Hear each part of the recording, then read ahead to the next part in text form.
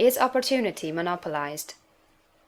No man is kept poor because opportunity has been taken away from him, because other people have monopolized the wealth, and have put a fence around it.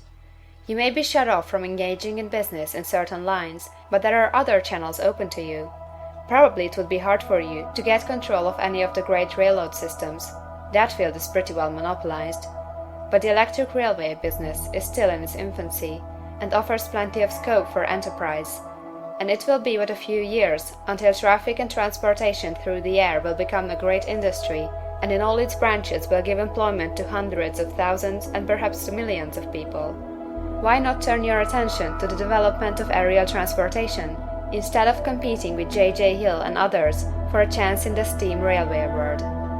It is quite true that if you are a workman in the employ of the Steel Trust, you have very little chance of becoming the owner of the plant in which you work. But it is also true that if you will commence the act in a certain way, you can soon leave the employ of the Steel Trust.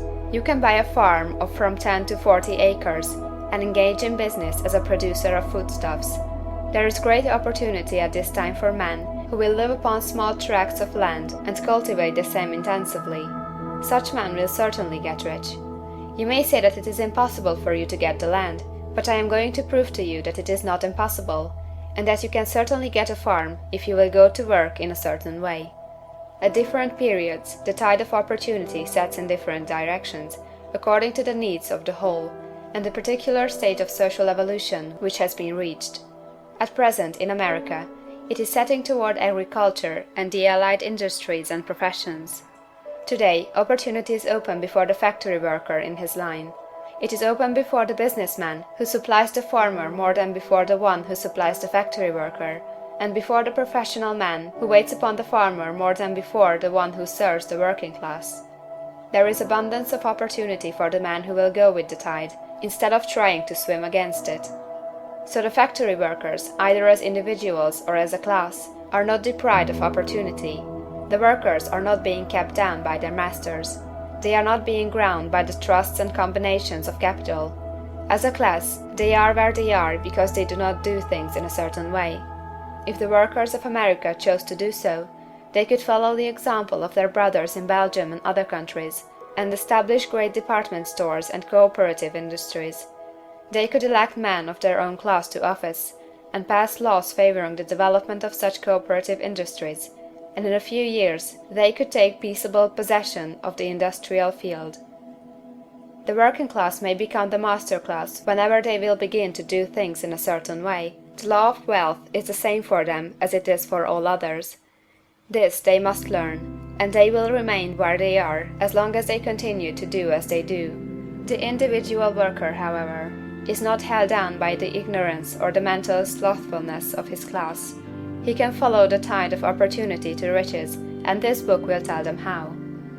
No one is kept in poverty by a shortness in the supply of riches. There is more than enough for all.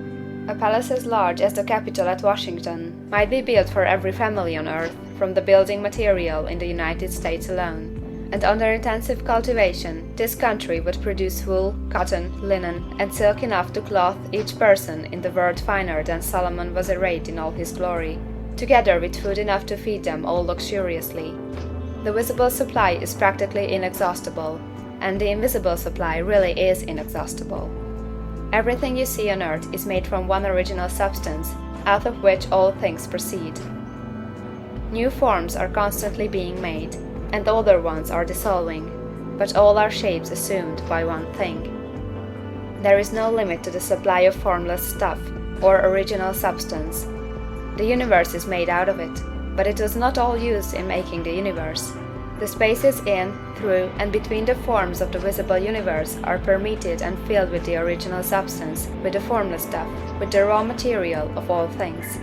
10,000 times as much as has been made might still be made, and even then we should not have exhausted the supply of universal raw material. No man, therefore, is poor because nature is poor, or because there is not enough to go around. Nature is an inexhaustible storehouse of riches. The supply will never run short. Original substance is alive with creative energy and is constantly producing more forms. When the supply of building material is exhausted, more will be produced. When the soil is exhausted, so that foodstuffs and materials for clothing will no longer grow upon it, it will be renewed, or more soil will be made. When all the gold and silver has been dug from the earth, if man is still in such a stage of social development that he needs gold and silver, more will be produced from the formless. The formless stuff responds to the needs of man. It will not let him be without any good thing. This is true of man collectively. The race as a whole is always abundantly rich, and if individuals are poor, it is because they do not follow the certain way of doing things which makes the individual man rich. The formless stuff is intelligent. It is stuff which thinks. It is alive, and is always impelled toward more life.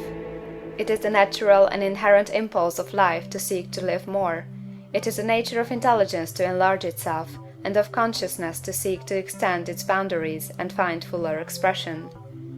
The universe of forms has been made by formless living substance, throwing itself into form in order to express itself more fully. The universe is a great living presence, always moving inherently toward more life and fuller functioning. Nature is formed for the advancement of life. Its impelling motive is the increase of life. For this cause, everything which can possibly minister to life is bountifully provided. There can be no lack unless God is to contradict himself and nullify his own works. You are not kept poor by lack in the supply of riches. It is a fact that I shall demonstrate a little farther on, that even the resources of the formless supply are at the command of the man or woman who will act and think in a certain way.